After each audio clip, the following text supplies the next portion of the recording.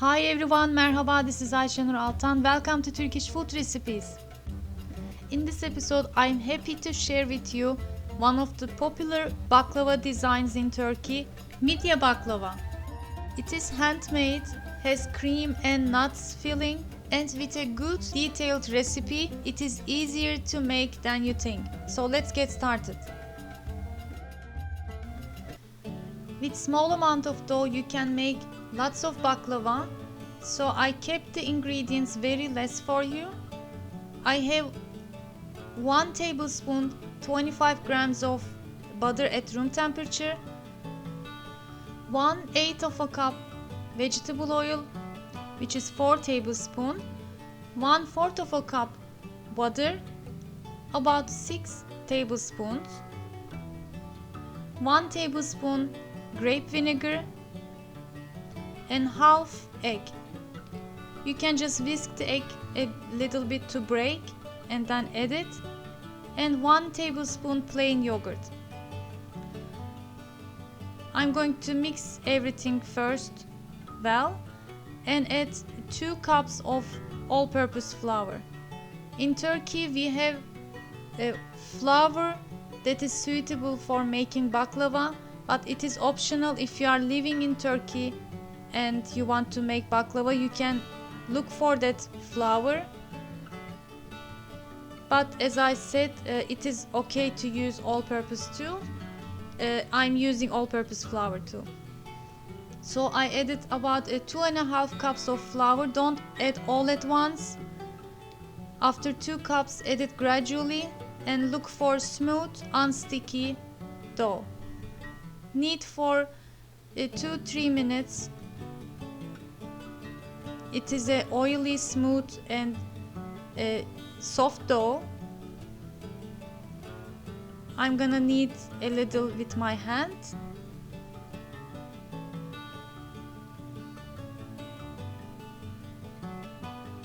And our dough is ready. It is very important to rest the dough in this recipe at least 1 hour before you begin to roll, but it is even better if you knead the dough and prepare this step the day before and refrigerate it. So I cut the dough in 6 pieces and make a nice ball with them. After this point you use only starch. If you can find, use wheat starch, or corn starch is okay too if you can't. I'm going to roll out the dough with a rolling pin in about 10 centimeter diameter size.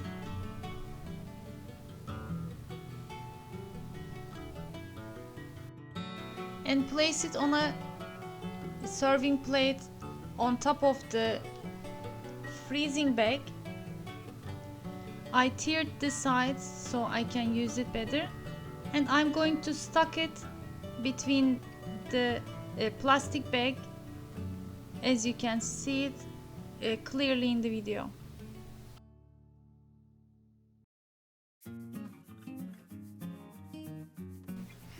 After I shaped my dough, I let it rest for 2 hours, and meanwhile I made the semolina cream. Here I used 1 cup whole milk and 3.5 tablespoons semolina, but it wasn't enough for the baklava dough, so I recommend you to make it with 1.5 cup of whole milk and 4.5 tablespoons semolina. You just cook these 2 ingredients until it thickens and bubbles.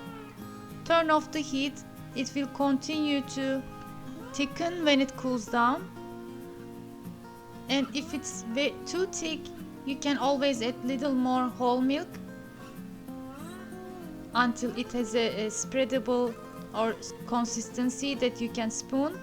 And I added half cup of walnuts. Since the cream will be much, you can add 1 cup ground walnuts. You can add hazelnuts or pistachio. Pistachio would be even better. And our filling is ready. So my dough is rested now, and I'm gonna begin to roll our filo sheets. Again, after this point, I'm only using wheat starch. This is one of the important steps, and you cannot do this with regular all-purpose flour. I have my thin rolling pin oklava, and when you roll out baklava, if you can find oklava, use thick ones. In the recent episode that when I shared a Burma baklava recipe, I used thinner rolling pin.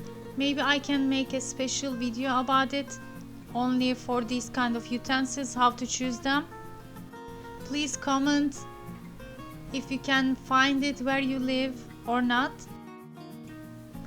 And yes, it needs some experience to roll out thinly when you are making baklava, but it is not impossible. And if you are really interested and like to make it, you can do it, and with the experience make it better after time. There are a couple of details for making a better filo sheets by hand, and while you are watching first time how I shape it, I wanted to mention those. First, your oklava, your thin rolling pin should be very straight. Since it is made from wooden, they tend to bend from time, and this prevents you to roll it nicely. Also, the surface should be straight too, otherwise again you cannot roll it evenly. And while I'm making this, my husband realized that the island, the top of the island, the wooden part is actually bended, so it makes it harder to roll the filo sheets. Actually, for this kind of works, the marble is the best, and the bakeries, the baklava makers using marble too. I hope in the future I can change it. But we had an idea, actually my husband had, which our kitchen table, round kitchen table on the balcony, is made from glass, so I decided to roll other sheets on there, and I had some success. I'm gonna show you in a moment, and you see how it is shaped. It's very easy. You just wrinkle half of the sheet to the middle, put some filling, and close from the sides, and pinch, cut. I'm gonna show you one more time. And there is this technique that after you roll the sheet onto the oklava, you just wrinkle before you open it, roll out again, and it makes a more nicer wrinkles this way. And after that, just place about half teaspoon from the filling, leaving some space between each other. And you have to work a little bit quickly before it dries out, since the sheets are very thin. They dry out easily from the air. And cut each piece and turn it over, because the wrinkled sides are on down, and place it on a round baking tray. You can also use a rectangular, place it like so, and make sure you work on the top a little bit to make the wrinkles look prettier. So this is the time I realized, my husband said, I know that something is wrong because I cannot roll out the sheets easily. You see the wrinkles. Then I decided to work on the table, and it really works better. So the surface is very important, and also the oklava, as I said, to have a straight line and nice sheets. You see how big and thin it becomes in no time. You see my hand from the back. I'm showing. So since I had more success here, I continued to work on the table. Again, cut it in half. Work it quickly before it dries out. Since it was hot, the window was open, and from the air that coming from the window even can make your filler sheets dry out. Closing from the sides. Pinch and cut with the knife. Turn it over and shape this beautiful midye baklavas. My baking tray was little small, so I placed the others to a smaller pan, square pan, until I finished my dough.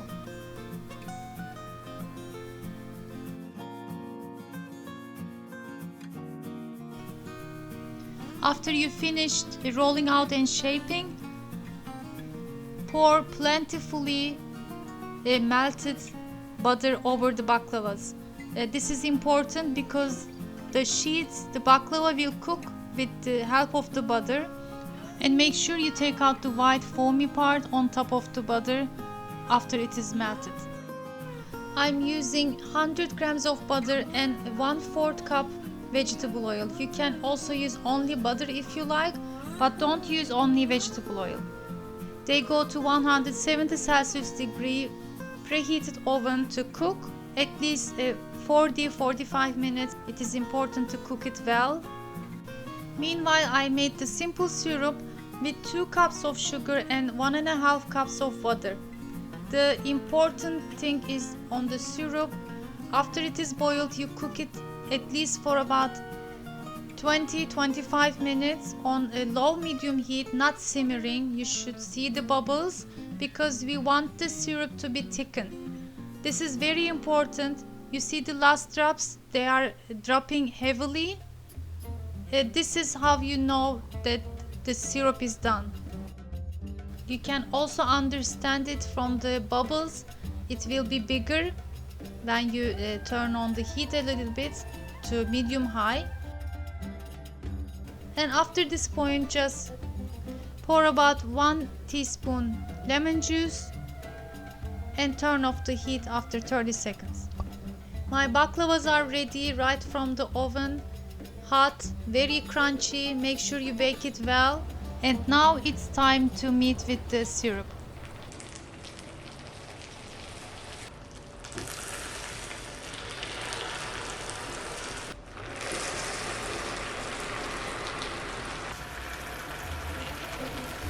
After you pour the syrup, wait for 1-2 hours at least.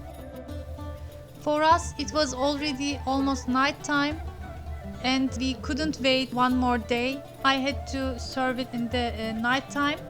And let's test how it sounds after 1 to 1.5 hours.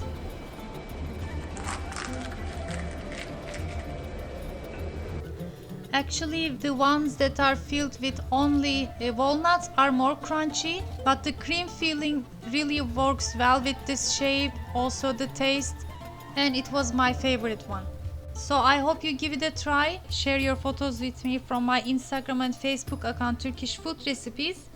Eid Mubarak, my friends.